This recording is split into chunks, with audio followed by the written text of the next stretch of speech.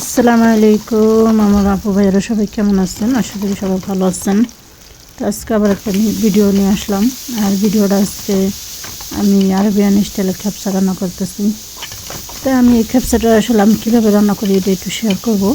তাই আমি প্রথমে তেল দিয়েছিলাম, তারপরে পেঁয়াজ ভেজে এখানে কিছু গাজর দিয়ে দিলাম, তারপর এখানে এলাচ দারচিনি একটা কালো লেবু তেজপাতা মশলাগুলো দিয়ে দিলাম, দিয়ে একটু ভেজে তারপর এখানে মুরগিটা দিয়ে দিছি।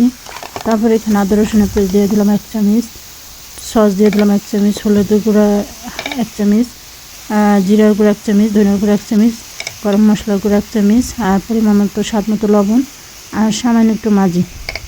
তারপরে এখানে একটা টমেটো কুচি করে দিলাম। তো এখন এটা আমি সুন্দর করে যে কষিয়ে নিতেছি, কষিয়ে তারপরে এখানে আমি জলের পানি দেবো। আর আমি পেঁয়াজটা তেলটা দেওয়ার সময় ভিডিওটা আসলে স্কিপ হয়ে গেছে, আমি বুঝতে পারিনি। তাই তো এখন এখানে আমি যে ইয়ারটা করতেছি, মুরগিটা ভালো করে কষিয়ে নিতেছি। তো মুরগিটা কষিয়ে তারপরে আমি জলের পানি দেব। আর আজকে আপনাদেরকে আমি কিছু কথা বলি, যারা আমরা বিশেষ করে প্রবাসে আছি। দেখা যায় আমরা যখন প্রথম প্রবাসে আসি তখন নতুন অবস্থায় অনেক সমস্যা ফেস করতে হয়। দেখা যায় কাজকাম বোঝার একটা ব্যাপার থাকে, তারপরে নতুন অবস্থায় কথা বলার একটা ব্যাপার থাকে। সব কিছু মিলে দেখা যায় একটু সমস্যায় পড়া লাগে। তাই যখন আপনি আস্তে আস্তে পুরান হয়ে যাবেন তখন ইনশাল্লাহ ঠিক হয়ে যায়।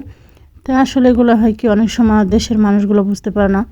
দেখা যায় প্রথম আসলে টাকা পয়সা দেখা যায় পাঠানো যায় না। তারপরে আবার কথা হয়েছে যখন আপনি একটু পুরান হয়ে যাবেন তখন আবার ধরেন আত্মীয় স্বজন শুধু আপনার কাছে টাকা পয়সা ধার চাবে, এইখানে এই সমস্যা ওইখানে ওই সমস্যার তখন শেষ থাকবে না। তা আমি প্রতিটা প্রবাসী ভাই বোনদের একটা কথা বলবো, যে আসলে আপনারা যারা প্রবাসে থাকবেন আপনাদের কঠিন হতে হবে। কারণ মানুষের সাথে আপনি যত ভালো সম্পর্ক রাখতে চাবেন রাখা যাবে না। মানুষ আপনি যতদিন প্রবাসে থাকবেন ততদিন মানুষের সমস্যা থাকবে, আর এইটা দাও আর ওইটা দাও, আর এই করো সেই করো, কি কোনো কিছু শেষ নেই। তাই সেখান থেকে আমি আপনাদের সবসময় একটা কথা বলি, যে দেখা যায় আপনারা আগে নিজের পায়ে দাঁড়ান, তারপর অন্যের সমস্যা দেখবেন। আর সেই মনে করেন সবাইকে যে যেটা বলবে একদম নরম মনে একদম সব কিছু করে নেবেন, এটা ঠিক না।